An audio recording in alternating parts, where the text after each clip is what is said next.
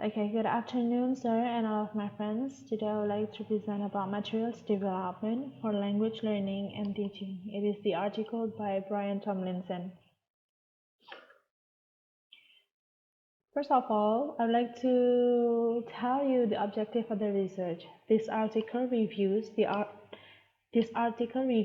literature on the relatively new field of material development of language learning and teaching. First, it reports the origin and development of the field, and then reviews the literature on the evaluation, adaptation, production, and exploitation of language material. Second, it reviews the literature on the number of controversial issues in the field, on electronic delivery on materials, and on the research in the material development. And the last is the writer identifies the gaps in the literature and then make proposals for future progress in material development and in the research within the field.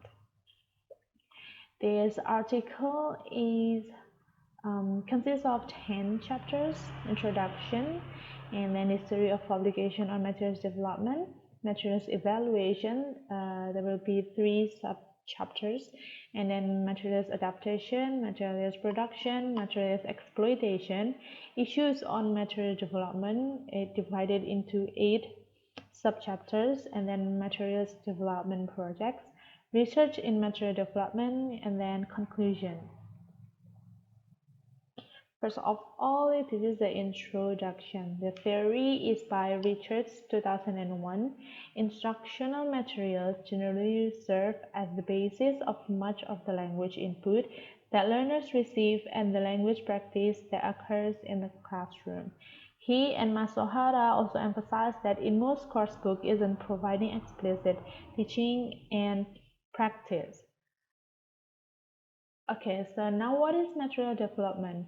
It refers to all the processes made use of by practitioners who produce and or use materials for language learning, including materials evaluation, their adaptation, design, production, exploitation, and research. Ideally, all of these processes should be given consideration and should interact in the making of language learning material. Next is history of publication on materials development. There were articles on specific aspects of materials development in the 17th and on the 18th in such journals such as ELT journals and Modern English Teacher. But it was not until the 90s that more books on material development are started to appear. Recent publications on materials development have focused more on the application of theory to aspects of material development. It should be empirical and credibility. Research project could compare the delayed effect on learners' communicative competence on different types of material used by the same teacher to teach the same point to equivalent classes of learners. Tomlinson, 2007, he proposed that primarily a book about language acquisition, but many of the chapters include applications of theory to material development. For example, applications of research on reacts, on visual imaging, on the use of inner voice and comprehension approaches. Next is material evaluation. Tomlinson and Masuhara, 2004, proposed the following questions to evaluating criteria. First of all, is each question of evaluation questions, and then does each question only ask by one question?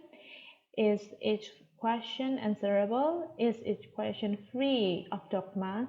And is each question reliable in the sense that other evaluators would interpret it in the same way? Very few of these lists of criteria proposed in the literature satisfy this condition. Most of them are not generalizable or transferable. So some authors such as Canning, Grant, and Murcia critiques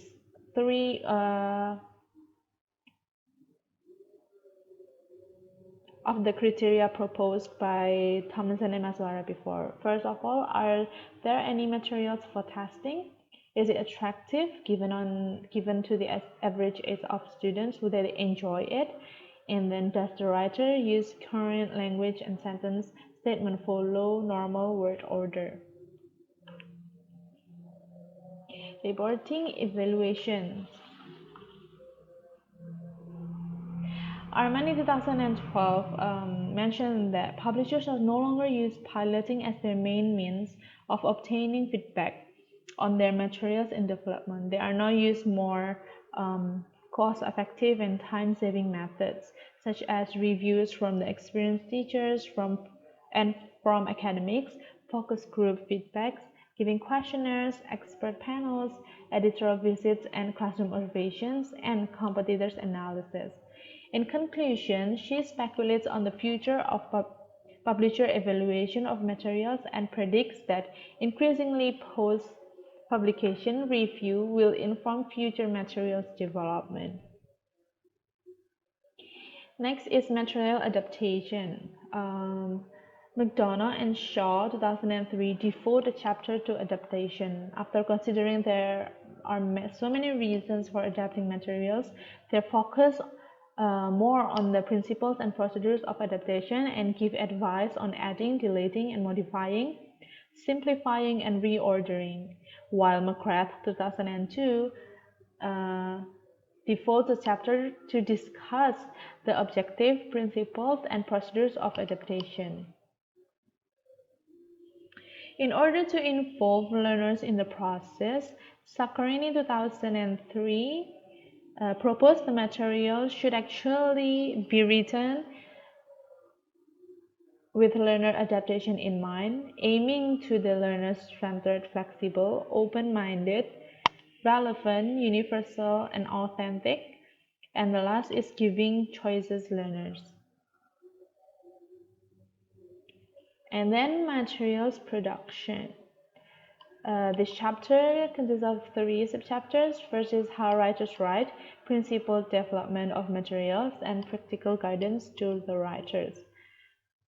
Proust 1988, he proposed that a similar approaches and stressed the importance of thinking as you write, of how ideas come to you at any time during collaboration, and then thinking about the materials whilst doing something else.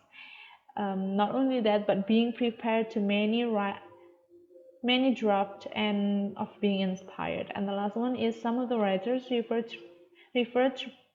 to prior planning, but none of developing a principle framework of criteria before starting to write. Next is principle development of materials. Tomlinson 2003. Provides a critical review of ELT materials currently being used around the world, and most of its chapters make reference to the principal procedures of material development. Introduction chapter on the language acquisition and language learning materials, and these are the principles.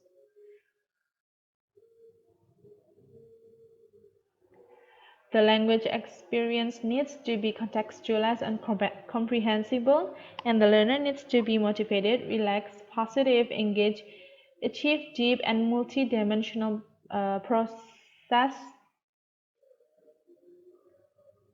processing of ELT, and then language and discourse features available for potential language acquisition need.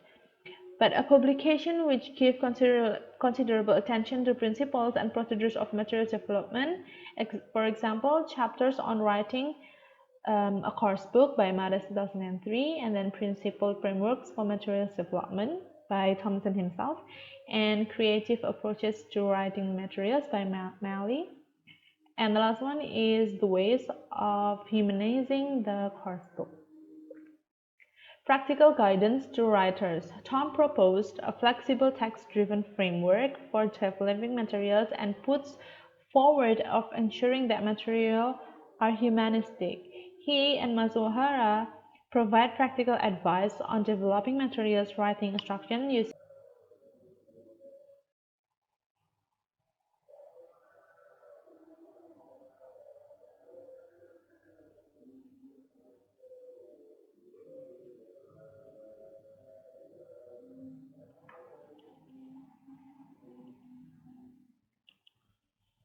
Okay, next is material exploitation. It is by McGrath 2002. He proposed that procedures for in-use and post-use evaluation of materials to find out more about what teachers do with the materials. Meanwhile, Masuhara 2018 added that a record of use as a manner of uncovering data on teachers' classroom use of materials. Next is issues on materials development exploitation. This chapter is divided into 8 subchapters. The first one is the value of the textbook. Amrani 2011 mentioned that publishers could produce web-based global coursebook which offer opportunities for choice, modification, and replacement, and which facilitate an ongoing process where materials are refined and even changed throughout the life of the product. The writer viewed textbook to save time and money, and many teachers want a coursebook which provides everything they need in one source. A textbook can do all that in proponents say it does, but unfortunately many global coursebooks are not considered to be sufficiently engaging or relevant for the actual uses. In attempt to charter for all students at a particular age and level, global coursebook often ended up not meeting the needs and wants of any. The next is the need for published materials, value of textbook. It is by Tomlinson 2003. He explained that he gives an example that a teacher in Jakarta made each group of students responsible in one term for being her reading passage, on which she then based a reading lesson, and in the next made each group responsible for actually teaching a reading class. He added that each week made a video, she asked the students to make a video of their own dramatized version of an extract from literature, and class in Vanuatu would spend every lesson for a long term writing their own novels. Next is pedagogic approaches. In reality, for the last 40 years, most coursebooks have been and still using PPP approaches with a focus on discrete form and frequent use of each low-level practice activities as listening and repeat, dialogue repetition, matching, and filling in the blanks.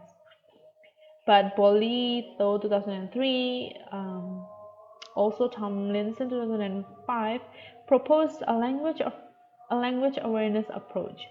Some have used TPR, for example, or tags and CLIL, content language integrated learning. The most popular approach at the moment seems to be task-based, in which the learners are set tasks with non-linguistic outcomes. For example, they should make an arrangement for a trip, an agenda for a meeting, or make a solution to a problem. And then authenticity of text and task. A number of researchers have compared data from corpora of authentic language use with data from coursebooks have criticized the lack of authenticity of the latter. For example, Gilmore compares textbook and authentic literatures that they have high frequency of the discourse practice well. Meanwhile, in the Hong Kong corpus of English, compared to its infrequency in the coursebook used there.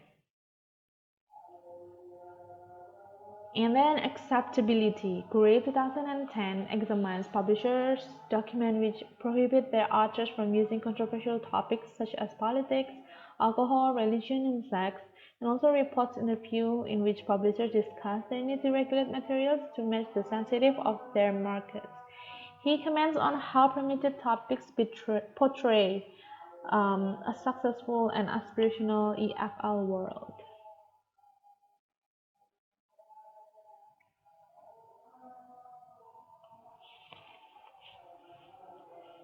And then Humanizing materials. Most of these publications refer to learning theories and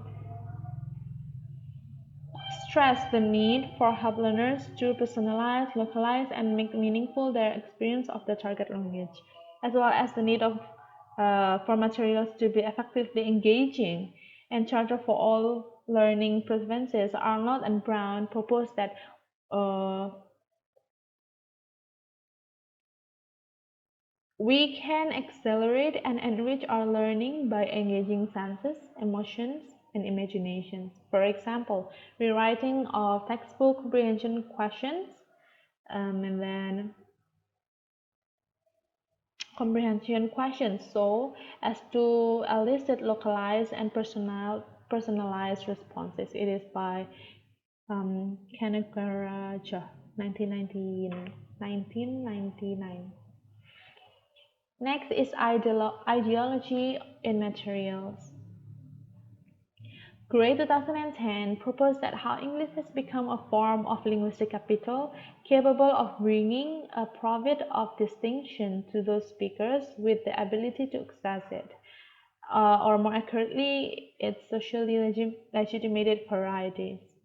And as an increasing commodified dimension of labor power, he focused on the global course book. It is an artifact, a commodity which promotes socio-economic norms through its text, activities, values, and especially its illustration. And the last one is the roles of new technologies in language learning materials. Mukudan 2008 proposed that a multimedia can drive pedagogically sound methodology, and gives the example of Malaysia, where teaching courseware direct teaching in a perspective manner. There are also numbers of journal, language learning, and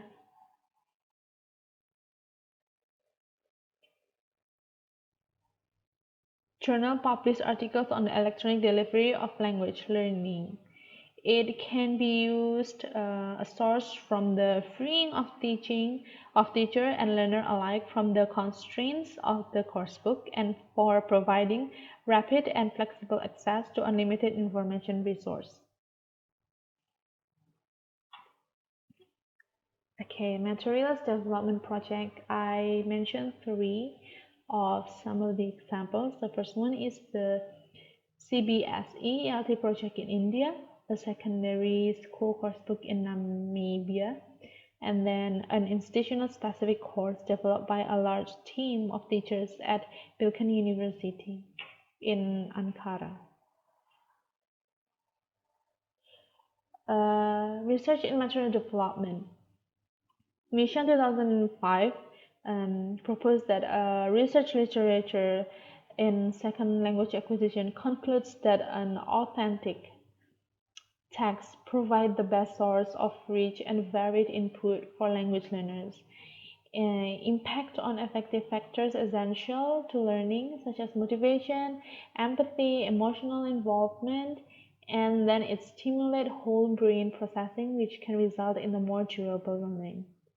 For example, Tomlinson, he gave example that he reports on a major research finding in SLC and proposes ways of connecting them to the materials development and use into first language and second language visual imaging.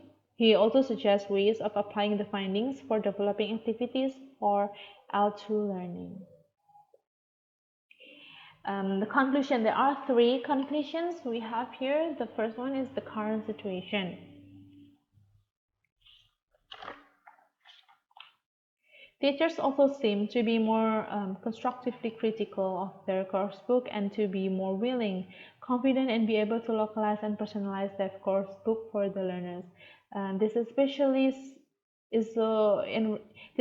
happen in the regions where teachers have been trained as. All right, let me repeat the current situation conclusion.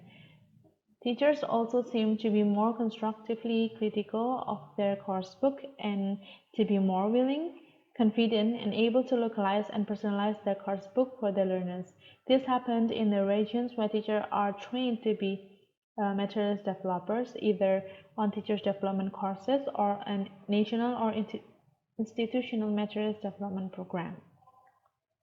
The next is gaps in the literature. Very little of the existing literature on materials development tells us much about the actual effect of different types of materials on language acquisition and development, nor about how to encourage teachers and learners to try new types of materials. And the last conclusion is the future of materials development in the literature. Materials will be increasingly delivered electronically through computers and smartphones. That commercially produced materials will continue to provide users with the materials they expect, and that more institutions and countries will decide that the only way to develop locally appropriate materials is to do it themselves. And that is all for my Friends Nation. Thank you for listening and have a great day. Thank you.